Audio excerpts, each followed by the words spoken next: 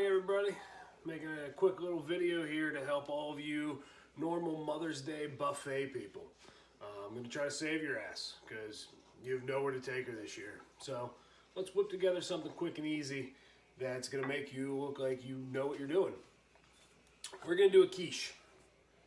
I know I'm a little late to the game on this, but you still have time to get to the store. It's the simplest thing you'll ever put together. You just need frozen pie crusts, eggs, whatever meat you want to put in there, usually a ham or a sausage, cheese, and peppers and onions if they like peppers or onions. First thing you're going to do is you're going to mix together, just like you would scrambled eggs, about 12 eggs. You might want to make a couple less because I'm not 100% sure how full the pie crusts are going to get. So take your pie crust, we're just going to put a nice layer of cheese right on the bottom. You're going to do these unthawed, still frozen and not cooked on the pie crusts. Going to add in our cheese, and then we're going to go ahead and in this case we're going to add in our sausage. The grocery store didn't have any sausage crumbles left when I picked this stuff up last night, so I just went ahead with links and I just cut them down. Okay, so for our peppers and onions, nice quick way to cheat. Frozen food. Okay, they're like $1. They're nice and diced. Perfect for something like this, or making a stew or a sauce or something where you don't really need to worry about them being fresh. And just sprinkle them on there. Just kind of like you're making a pizza pie, like you're sprinkling the cheese. Just sprinkle them in. All right. And then you're just coming behind, topping it off with our egg mix. I'm gonna go like to the top, not like to the top of the ridges, but to the top of, you know, where it would be traditionally filled with a delicious pie. One, pie crust comes in a 2-pack, so of course we're making 2. Most likely you're gonna have a situation like I have, where you have just a little bit of a difference in taste, a little bit of a picky eater situation. So for this one, we're just going to go with a little bit less cheese. The cheese just helps hold it all together. It just kind of melts and kind of works its way through there and does its thing. Another nice way to cheat, diced ham. Okay, I would have bought sausage crumbles for the other one too, so I didn't have to cut them, but they were out. So diced ham, again, with the meat, just kind of coating the bottom, giving it a good cover. And then on this one, because of our picky eaters, there will not be peppers and onions in this one. And just topping it off with our egg. And it looks like we whipped up some more eggs, went ahead and topped that second one off. Had a little technical difficulty. Phone shut down on me, but didn't miss anything. We're back. Got them on a pan here, ready to go in the oven. 375 for about 50 minutes. So when they're done, you're just going to want to check them, just make sure they're cooked through. It's just going to be like a scrambled egg. As long as you poke something in the center there and it doesn't come out wet, they're good. You're ready to roll. I'm also going to put some bacon in there in the oven and do a little oven cooked bacon like we did in a previous video. So we're going to get that going in there as well for our Mother's Day brunch. And then stick with me here if you feel like taking on another little challenge with our quiches and bacon.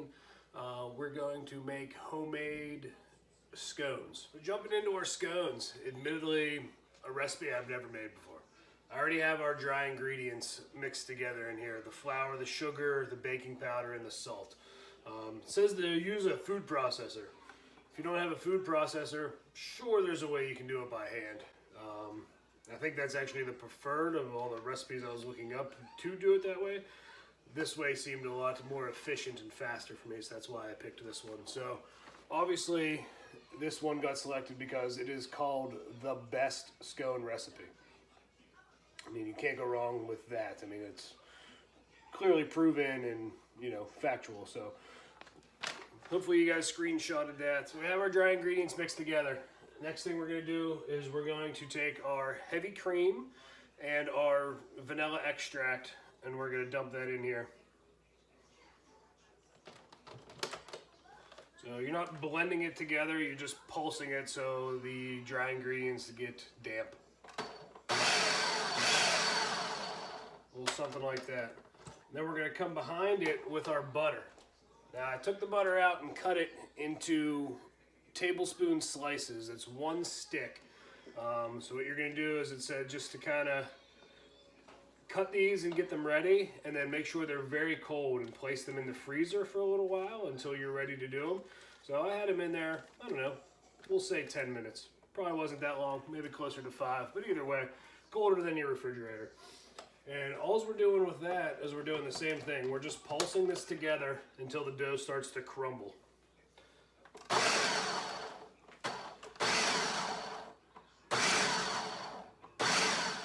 So after your dough looks right, just kind of, mine kind of looks like some loose sand, if you will. I don't know if that's 100% right, but if I grab a hold of it, it does clump together. So kind of see what I'm talking about. You know, you grab it there, it does hold together. So we're gonna go with it. Lightly flour the surface you're gonna be working on, and then dump the dough out onto there to work it together by hand from there. It says to be careful not to overwork the dough. And then at this point, this is where you would add in any of your bits you're adding in. I'm gonna add in some chocolate chips. All right, guys, so it says you're supposed to manipulate it around till it's about 6 inches round and 1 inch thick, and then cut it into 8 wedges. So I'm not 100% sure it looks right. It's very crumbly. Never made them before though, so we're just gonna roll with it. So we ended up with 7 because we're a bit oddly shaped, but that's okay. Just have a baking sheet lined with parchment paper. They're just gonna cook at the same temperature, 375. They only cook for 15 minutes. We just gotta get these transferred over without them crumbling completely apart, which is gonna be a bit of a challenge. Once we get these on our baking sheet, before we put them in the oven, one last thing we gotta do, we're just coming behind them with some more heavy cream.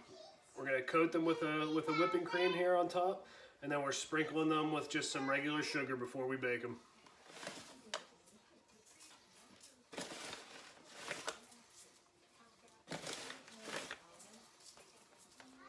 Okay guys, there we have it. We have made our own Mother's Day spread. We have our homemade scones. We have our 2 different quiches. We took the rest of the sausage and just baked it.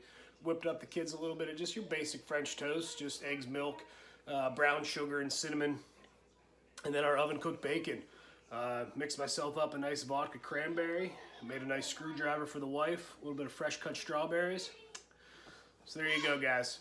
Quick and easy way. Took me about 1.5 hours to do all this. You can save Mother's Day and make your own brunch, since you can't go out to your fancy club or your basic ass eating park and have yourself a nice breakfast. You'll still be able to spoil the mother of your children, or the mother who birthed you, or that special little mother kid show, sorry, in your life. But you get it. Have a great Mother's Day to everyone out there, and we'll see you next time. Cheers.